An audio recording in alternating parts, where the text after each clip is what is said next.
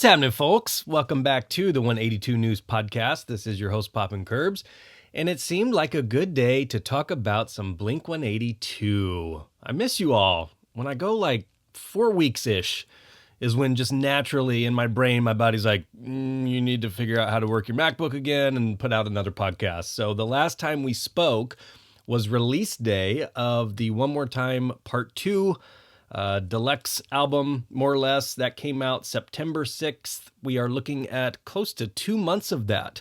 So I wanted to really kind of hit on some of those songs that are just sticking out to me that I've been rotating constantly. And then the other day, I just woke up with a thought in my head about, oh my gosh, when it comes to California Deluxe versus One More Time Part 2, which one do I personally prefer? So we will get into that. I'm going to go track by track. I had to rework these just a little bit for it to make sense, but I thought it would be an interesting exercise, and I would encourage you all to go along with me because I'm curious to see how this lines out for you as well.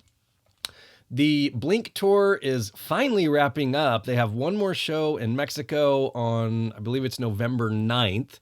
Stoked for them to finally get a show. Those were some that were canceled last year, so they're coming back. It's going to be sick. They had just played a couple festival shows, but more or less, hopefully enjoying some downtime. It's just crazy. Like, I think back, One More Time, the official album, the OG per se, just turned 1, which, I don't know, time has kind of been tripping me out. That doesn't seem like that far ago, but it also seems like a long time ago. It's just really weird. I don't know. So One More Time is officially 1 year old, which is crazy. Obviously, heavy tour. That was more or less like the Tom reunion tour in my mind. And then we got the official One More Time tour this past summer, which was amazing. And then here we are with almost 2 months of Part 2. So it's kind of trippy. It's pretty wild. Only thing that I did worth noting the past couple months is I did have an awesome time at a Neck Deep show. I know I've talked about Neck Deep previously on the podcast, but man, their new album to me is just pop punk perfection in 2024. I cannot stop listening to that album. I love it. It's self-titled. And friend of the podcast, most of you all know Alan Corona. He and I had worked on a project to hook up their bass player, Seb, who follows the podcast. I've always enjoyed kind of chatting with him in the past about Neck Deep and Neck Deep history. And I wanted to surprise him with a bass guitar. And long story short, I worked with the one and only Alan Corona, bass making extraordinaire, to customize a bass for Seb. It's up on the YouTube channel. I put together, it's probably a 20-minute video on it. And if you dig Neck Deep or just want to see the creative process behind that bass and how the handoff went, it's up on the 182 News YouTube page. I just had such a blast at that show and at VIP and surprising Seb with it. My heart was just so full. It was just honestly one of the coolest days ever, especially when it comes to shows and road trips and all that stuff. So definitely check that out. In the meantime, I have just been busy with life, busy with kids, busy with work. It's just crazy. I can't believe here we are getting ready to be at Halloween, and then Thanksgiving is right around the corner. So I hope you all are hanging in there, doing all right. Felt like it was time to get a podcast out. And as I mentioned earlier, I was thinking about California Deluxe versus One More Time Part 2. And sometimes I hate these little comparisons and going track by track because I never want it to come across as like, I hate this song or this song's terrible or I'm shitting on this song, because I love all these songs and I appreciate the art and the work behind it. So I never want it to come across that way. However, now that we've gotten a lot of this new music, in my mind, I was really trying to figure out like, okay, which of these do I prefer? Because I will say I was a California stan. No doubt about it. I was such a huge supporter of Blink during that era, had some of the best times of my life during that era at these shows. I look back at that California era and Deluxe and even 9, and gosh, it was just the best times for me personally. So I'm heavily biased. I know that. I also know that for me, I enjoyed the music. And I realize for some of you, that may not have been the case. I don't like to focus on the negative side of things, but it is worth noting that during that time period, obviously Tom was not in the band, Matt Skiba had joined, and the fan base was fairly fragmented. I mean, it was pretty gnarly. There was times where I was like really defending Blink. I'm like, what am I doing? Why am I like typing to people online, trying to get them to understand why people like this music? And as long as it's respectful, I can engage in conversations these days. But it's like looking back, I'm like, man, how silly is it that people were just, I mean, imagine commenting on Mark's post, like, what are you doing? I'm like, Mark and Travis just made a decision to continue playing music they love. Tom didn't want to do it. It's like, if you're the new person taking a job, don't yell at me because you don't like the job I'm doing or my coworkers. Is like, be mad at the person who left the job. I don't understand it, but it was pretty gnarly. And, there were different takes, different sides to things. And my point of that is I loved California. I genuinely enjoyed the music. So I'm going to be biased towards that time period and towards those songs because I enjoyed them and I had great times at shows and just fond memories from that point in my life. Now, if you have love tattooed across your chest and hate Matt Skiba and refuse to listen to Blink during that era, then we may not line up on some of this stuff. But at this point in time, with hindsight being 2020, I'm hopeful that the fan base more or less can look back at that time and at least appreciate what Mark and Travis and Skiba did to kind of keep the band going. I mean, Tom even thanked Skiba when he rejoined. So I think at this point, it's kind of water underneath the bridge. I am forever grateful to the band during that time period for continuing and getting out and playing music. And I mean, I just met so many friends because of that. I had so many fun trips. Honestly, I don't think this podcast would exist without that. So now the flip side of that, and I have mentioned this on the podcast before, is it's kind of weird when it comes to Blink. I'm very much like in the present, and it's kind of odd. I don't do this with other bands where it's like, if I go listen to their first album, it might make me a tad sad, or when their new album comes out, I just want to listen to that. And I'm kind of in that moment, but this kind of started with that California era. So I was so supportive of the band and the direction and Skiba that really during that time period, I was just listening to California Deluxe. And not that I wouldn't go back and revisit Cheshire Cat, Take Off, my favorite stuff. It's just I had to really be in the mood. I'm the type that I like listening to albums front to back. And when I get like on a Dude Ranch kick, I'm playing Dude Ranch front to back for that week. If I'm on a Plus 44 kick, I'm doing that. Angels, etc. I don't really mix and match my time periods too much. I don't really mix and match my different versions of the band. So during that California era, I really was not going back and listening to the stuff previously that Tom was in. And I think some of it was subconsciously, it would make me a tad sad in some way or the other. And I think a lot of it is because Blink, one of the things that's just so cool when you care about a band this much and they've been around so long is each of their releases takes you back to that time period. So I didn't want to listen to Neighborhoods and then kind of be a little bit sad that maybe that version of the band or my life has passed me or passed us. So it's kind of weird. I don't know if anybody else is like that. If you are, please let me know. Feel free to comment or message, because during that time period, I was not revisiting much from the past. And then it's interesting because now that Tom is back, I have found that just for some reason, I'm not revisiting the Skiba era stuff as much. And maybe that's just my own way of protecting that era and how special it was in my mind, and also being very supportive of the band in the moment, and trying to fully support, the current album and just rock out to that 24/7. It's just how I do. I don't know why. So what I had found when I started listening to these deluxe songs and diving into it is, wow, I hadn't listened to these songs in quite some time.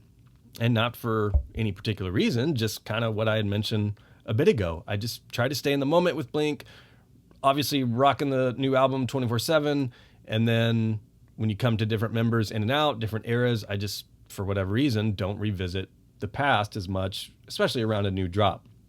So when it came time to spin Deluxe and go track by track on some of these, I was really just kind of taken back to summer 2017. And all of a sudden I just started having memories of like the first time I heard Parking Lot. I remember being in a zoo in West Palm Beach and I was just listening to that over and over and over. And then I hadn't listened to Misery in forever. And it's like, God, I had goosebumps. I forgot just how amazing that bridge was and just how much that song meant to me. So it was cool. And I want to preface this by saying, you know, I enjoy every iteration of Blink. I enjoy all of their albums.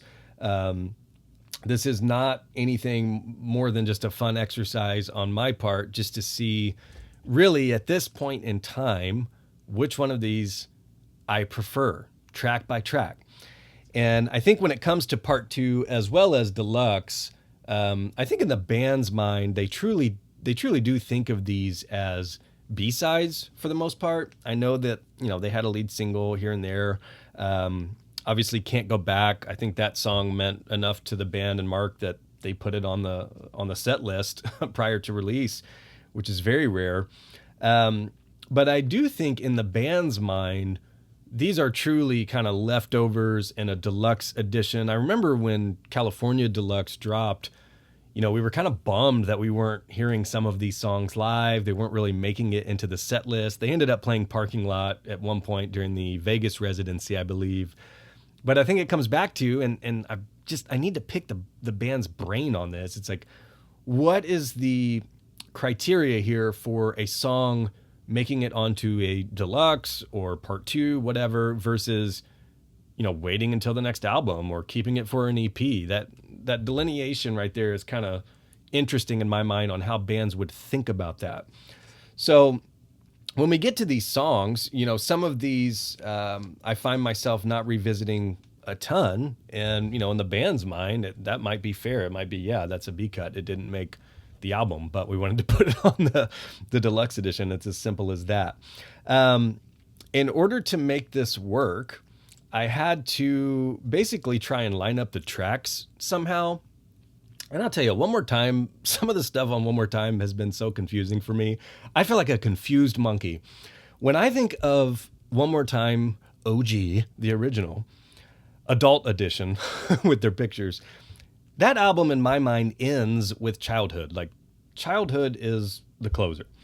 When I started looking at the track layout, they had listed Cut Me Off and then See You. Childhood is like mixed in between. To me, it's like Childhood is the closer and then Cut Me Off and See You are the bonus tracks. I never listen to that stuff out of order. That is always the way I have listened to it since it dropped. So I was kind of shocked to see Apple Music like not ending with Childhood.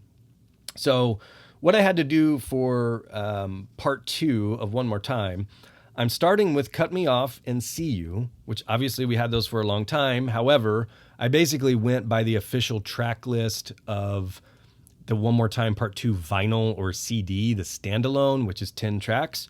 So I put Cut Me Off and See You at the beginning, and then the 8 tracks that we have gotten that were newer since then. On the deluxe side of things, I really just had to trim some stuff. So I ended up trimming Can't Get You More Pregnant, you know, joke song at the end, although one of the sicker guitar parts really from that era.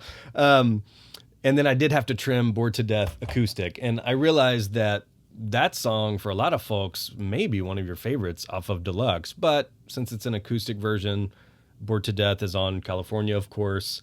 I felt like that was okay to trim just for the sake of having 10 versus 10. And that Bored to Death acoustic version is beautiful. That's one of the ones that I had not listened to that in a long time, and doing my homework for this episode, I was like, man, I love this version of it. It's so good. So here's what we're going to do. We are going to go track by track, Deluxe versus Part 2. I listened to these one after the other, and I just circled on a sheet which one I preferred. Some of these were easy. Some of them were a tad bit harder. If it got real gnarly, I really had to start honing in on, okay, how's the music? Like, as far as the instrumentals go, do I prefer that? Or if I can't make a decision there, lyrically, which one do I prefer there? I think for the most part, kind of surprisingly, most of these were pretty clear cut for me. So again, I would encourage you to follow along with this. And I'm really curious to see how you kind of fare on this as far as which one you may prefer, or just song by song, head to head, just seeing which one would win. It's really interesting. And again, the whole point of this podcast is just to talk about Blink-182 any chance we get. So I thought it would be fun. Okay, let's kick off. The first track on Deluxe is Parking Lot, and that is going to go up against Cut Me Off. To me, Parking Lot, absolute banger. I mean, this is just a fun Blink song. This is one of the ones that they had played live during that time period, during that era. Great bridge on it. This was a banger that I had revisited a ton when it came out. On the Part-2 side, Cut Me Off, I like Cut Me Off. I love the Broken and Pathetic. Maybe it's genetic. Love the bridge on it.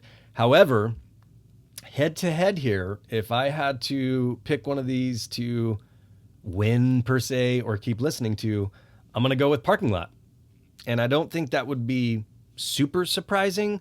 I think you'll find on some of these, it's not something I shy away from. I prefer more of the kind of bangers, darker stuff when we get to that.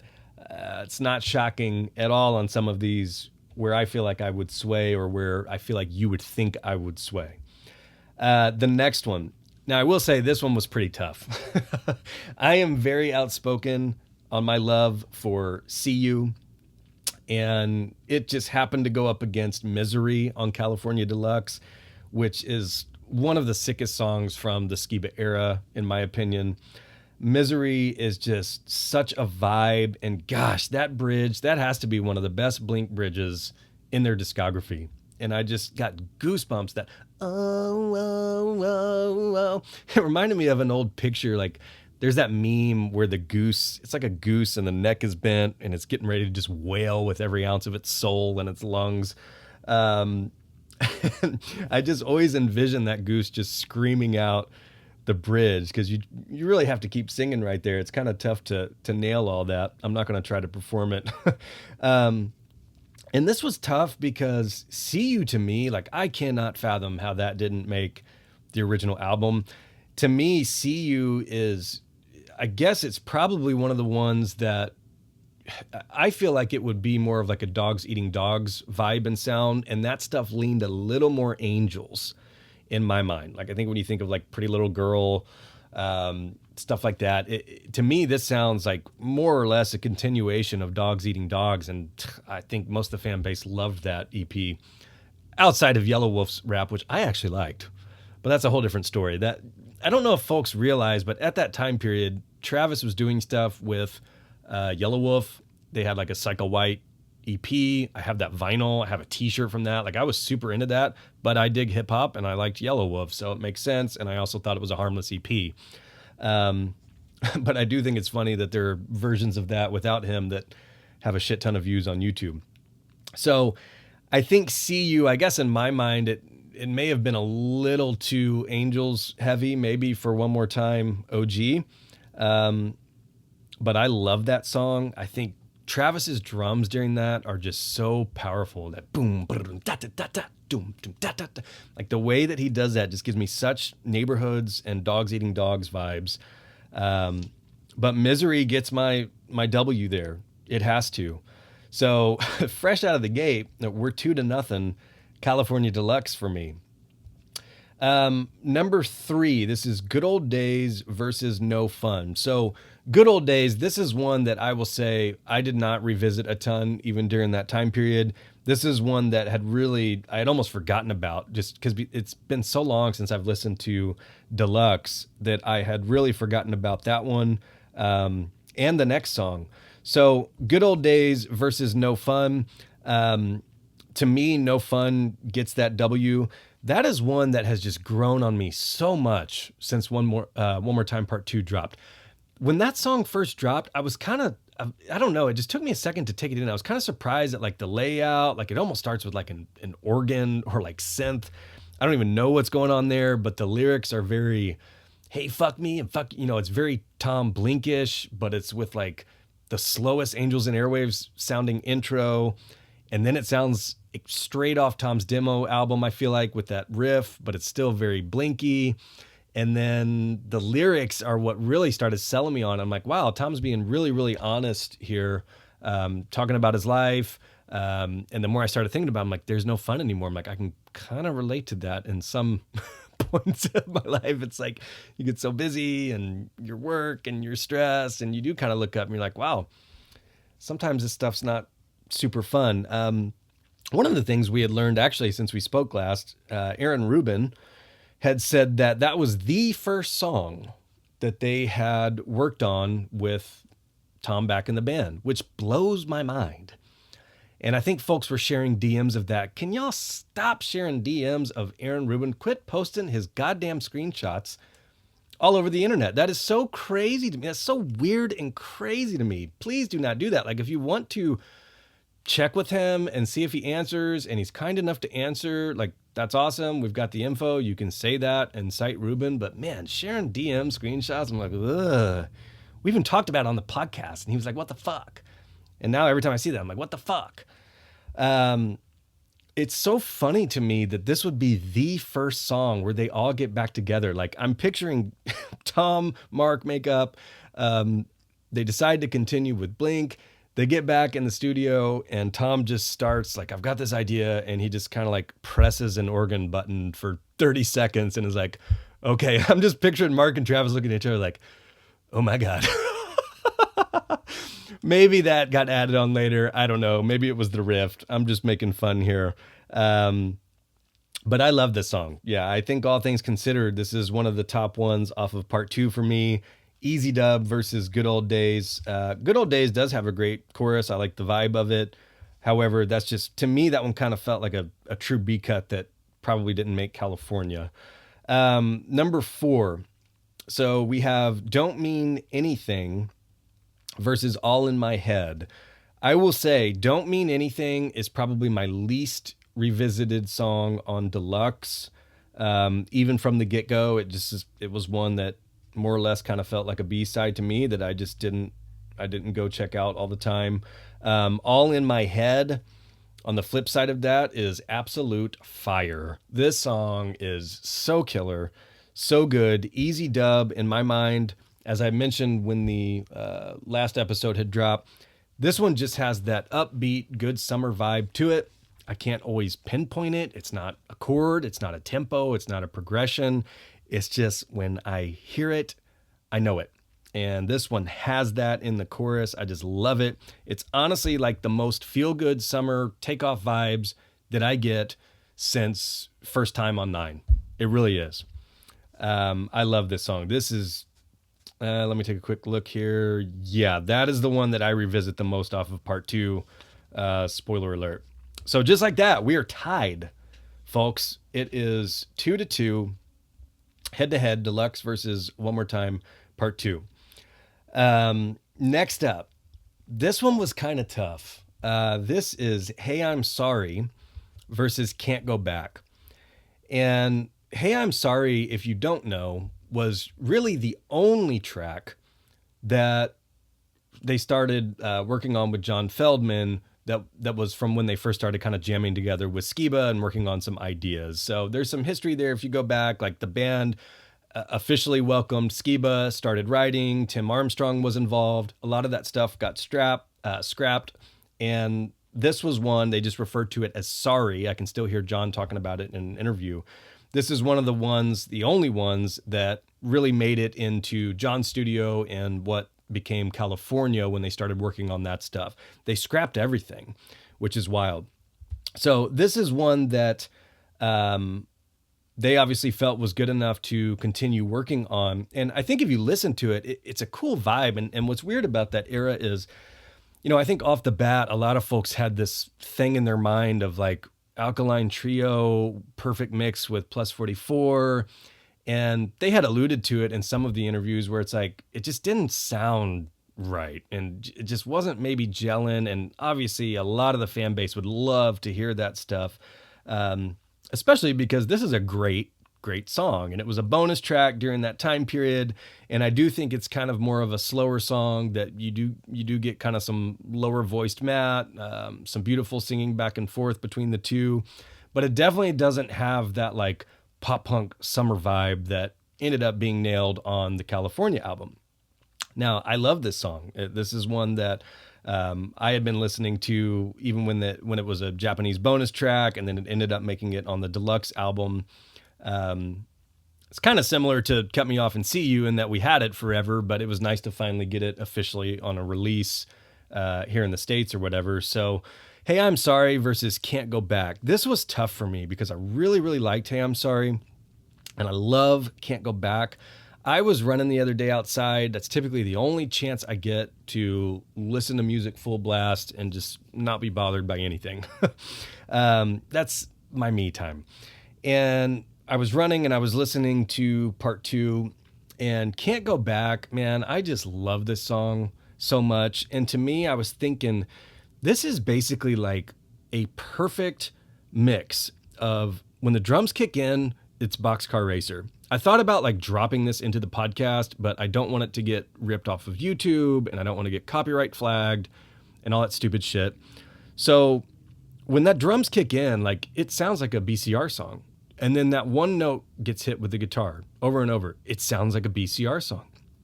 And then Mark comes in and it's just beautiful. And it could be a plus 44 or whatever. It's just a Mark song. And then alongside that, you start getting another guitar that has the Angels kind of delay and like that lighter tone to it. And I was just hearing this in my AirPods just running. I'm like, this is such a perfect blend of all of these dudes in 2024. Like, I'm just like mind blown. Like, it's the perfect coming together of all their years, all their bands, all their experience. And the lyrics on that song were really killing me. I was almost crying, like just fucking running, because I'm listening to Mark sing it. And Mark had said that this is one of his favorite Blink songs of all time. And I think for a song to be put into the set list as quick as it was, I mean, they were playing this live at the beginning of the last tour before it was even sent off to be mixed and mastered. I really started listening to the lyrics, and the way that I was kind of interpreting it is that Mark was more or less just kind of saying, like, I can't go back to just being like a normal dude. And you're talking about like standing on the shoulders of giants, like the pressure there, you know, please don't take me back to reality. Like, please don't change your life just because of me. Like he couldn't climb out of my own coffin. Like, he can't do anything right. No matter what he does, he can't make everybody happy. He's always going to be letting somebody down. And I think Mark takes that stuff pretty hard. You know, that's something that I think of the three, like, Mark is the one that when folks are waiting outside a hotel, like, he's going out there and spending time with the fans. Tom, you got to respect him for it. He's like, I'm not fucking with it. Like, I don't want to let people down. I don't want to be hounded. Travis is usually pretty cool, but it seems like in recent years, like, he's almost so popular that it's borderline dangerous for him to be like just walking through a crowd from his stance. But I do think in Mark, there's still that fan and just the grassroots, like, you know, coming up with Blink, like going out there after a show, shaking hands, meeting fans. And to me, the way that I just interpret this song is he's almost kind of realized, like, I can't do that anymore. And I think there's a part of him that probably bums him out. And, you know, knowing that this song was written more recently than the others, you know, I suspect it was written during the downtime after they had to cancel that last tour and had let a lot of people down, and Mark had kind of gone off the radar forever. And I couldn't help but just kind of hear the honesty and the sadness kind of hidden amongst the poetry in there. And I just love this song. So to me, I had to go with Can't Go Back. I think selfishly, just like One More Time, there's a part of me that I would just love to hear a version of this where they go ham at the end. I keep wanting that No It Isn't, or that Letters to God that just starts off slow, somber, powerful, and then just fucking kicks your ass. And I can't help but just envision some sort of iteration of this song that has that.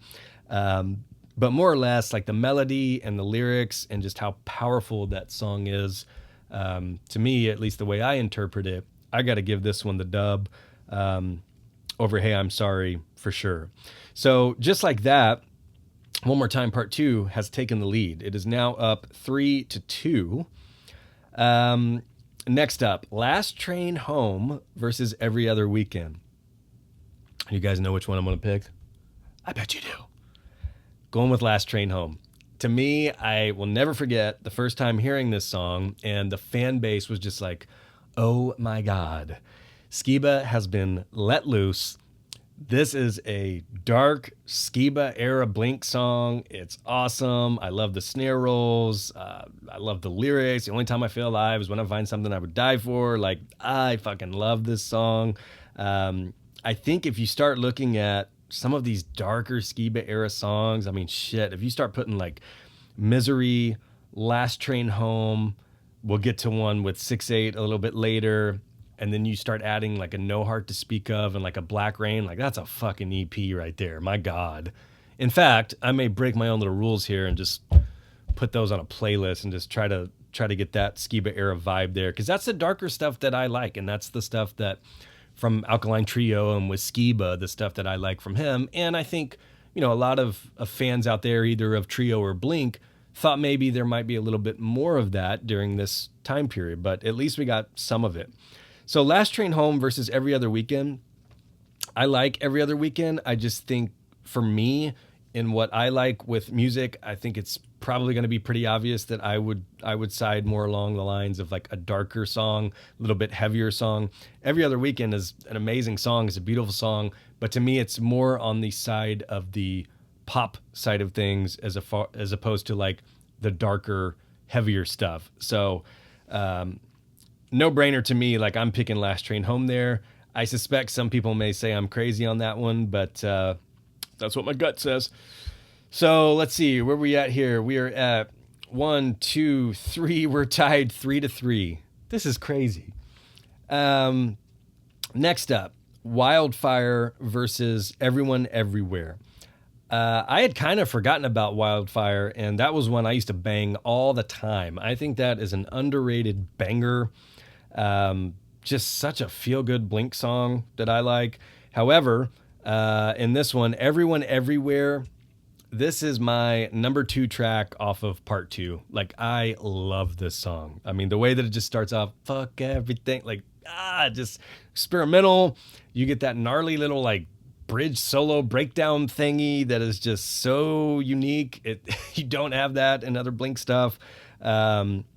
This is the direction that if I had a 2024 Blink in my mind of like songs to kind of push them towards and keep going for that type of shit, it's this one. Like, I love this song. So Everyone Everywhere takes the victory there for me. Part 2 is now up 4-3.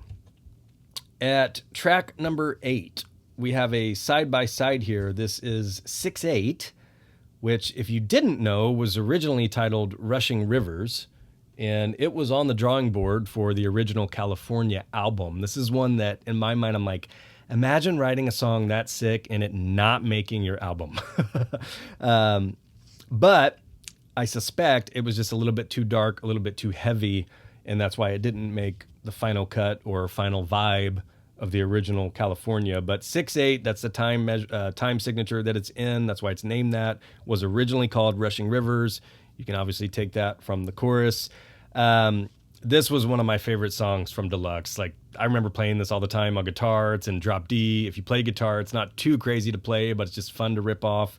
This is where we get some Angry Mark. I mean, this song is fire, and when I listened to it again recently, it had been some time, like all these on Deluxe, that I had listened to this. It had been a little bit, and I was just like, man, this was a cool-ass, darker Skiba era song. Like, it really was. Like, what a cool vibe. It's not anything that we were getting with Blink prior. I mean, even now, I don't think we're getting anything along the lines of, like, some of these heavier Skiba era, just weird songs. And I really, really dig them. Now, that went up against If You Never Left, and I know folks are crazy high on If You Never Left. I think that chorus arguably maybe one of the best like choruses in this whole era, one of the catchiest, one of the most radio friendly, pop friendly. Like when I think of this chorus, it's just huge. But for me, you know, as great of a song as If You Never Left is, 6/8 takes that victory for me. It really does. Again, I'm going to go with weird, heavy, dark Blink all day, especially get some Angry Mark in there. My God, banger. Okay, we are now tied 4-4. I can kind of see where this is going. Number 9, Long Lost Feeling versus One Night Stand. This one was a little tough for me. Long Lost Feeling, I think, has a great vibe. Like, I love the melody of it. I love the delivery of the verse. Like, it's very unique. One Night Stand, I just think that's such a cool Blink song. It's really just has such an indie vibe to it. I don't know why, but my brain just goes to like Naked and Famous. I said that on the other one. I don't know why. I need to like go listen to their stuff because I haven't listened to them, I don't think, since, ironically, they opened for Blink on the Deluxe tour, 2017-ish. So I was just so shocked by this song when I heard Part-2 because I just was not expecting this type of vibe from Blink, and they nailed it. And of all of the things that I wake up with in my head, as far as like melodies or songs or whatever, that ooh yeah, do you ever recall we fell, that just plays in my head all the time. Like, this gets stuck in my head all the time. And because of that, I have given One Night Stand the victory here. Lyrically, and this is kind of weird thinking about it, but lyrically, I probably prefer Long Lost Feeling. But as far as instrumentals, I think it's better in that sense. One Night Stand is. I think it kind of pushes the band a little bit further than they had before, as far as this kind of alternative indie route. So I think it's a cool vibe. And when it comes to comparing the two, I had to go with One Night Stand. So let's see. Part-2 has taken the lead here. 5-4. All right. Last song. This is Bottom of the Ocean versus Take Me In. And Bottom of the Ocean is one that I have always loved from California Deluxe. I think when you think of just getting in the studio and throwing down an experimental, darker track with Skiba, I've always loved this one. And one of the things from this era, I would always say, and I don't know if anybody kind of heard it or not, but I would always say that days, I've been like this for days. Like, for whatever reason, that sounded like such a plus 44 like line and delivery for me, or like, you know, leading up to the chorus. I mean, it's an awesome song. I love this song. You compare that to Take Me In. To me, Take Me In is a beautiful song, like very powerful song.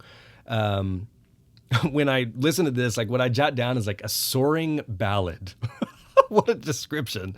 What a stupid ass description. But in my mind, like, that's what I think of. Like, I just picture them like wailing those lyrics out. And it's kind of like an emotional journey and like vibe. Like, I think of Tom sometimes.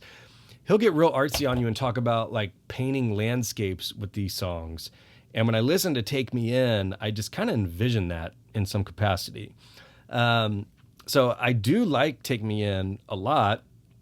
I do think it is too similar to Childhood to make the OG one more time. And it was on the cutting board for the original album. Some of these we've learned.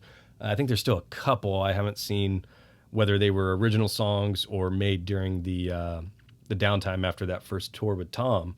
But to me, I do think it's a little similar to Childhood, and I do think it's a clear-cut closer. So I suspect that may have been why it didn't make that original album. To me, I got to go with Bottom of the Ocean here. I really do. Like, I love Bottom of the Ocean. I like Take Me In, but I'm not usually in the type of mood for what I would call like a soaring ballad. So if you ask me which song of these do you want to listen to right now, I'm going with Bottom of the Ocean. So to tally these up, we have, this is where I need that Travis Barker drum roll. I've been doing this podcast for 5 years about this band. Can somebody ask Travis for a little Travis Barker drum roll? I feel like at minimum, I deserve that. Not asking for an interview, just asking for a Travis Barker drum roll. And I'll use it just to kind of roll in some of these final thoughts. Let's tally it up. Deluxe, 1, 2, 3, 4, 5. One more time, part 2. 1, 2, 3, 4, 5. Oh my God, folks. We've got a tie. And you know, I kind of find that somewhat fitting, given how much I appreciate both of these albums, all of these eras, and just how supportive of Blink I am, period. It's almost the perfect ending. We have a 5-on-5 tie. I cannot think of a tiebreaker. And you know what? I'm kind of cool with that. I'm kind of cool with a tie. I'm not always cool with a tie in sports. You know, it kind of bums me out in soccer, football American, but I think I'm okay with it here. To hear the tiebreaker, please join my Patreon at... I'm just kidding. I'm just kidding. I don't have a fucking Patreon. Okay, there you have it, folks. I would love to hear your thoughts. Go track by track, just like I did. I suspect some of yours may be 10-0, one more time, part 2. Maybe some 8-2 deluxe. I don't know. I'm genuinely curious. I am a self-proclaimed Skiba era stan, no doubt about it. And of course, stoked Tom's back in the band, and we've got like this beautiful version of Blink that is happy and making a ton of music, and it's just bigger and better than I would have ever imagined. So this is not to take away from anything. I think at the end of the day, it's a tie, and I think that is really just the perfect ending for what my opinion would be on all this stuff. I think that's all we have to talk about today. I thought this would be a fun exercise. I hope everybody has a great Halloween. Probably see some boomers and enema nurses popping up on the feed. And not sure when we will chat next, but I always enjoy it, and I hope you do too. So if you dig it, share the pod, drop a like. If you get to the YouTube, definitely check out that video on the neck deep bass. I thought that one was a lot of fun, meant a lot to me, meant a lot to Alan. And yeah, be nice to each other. Talk soon.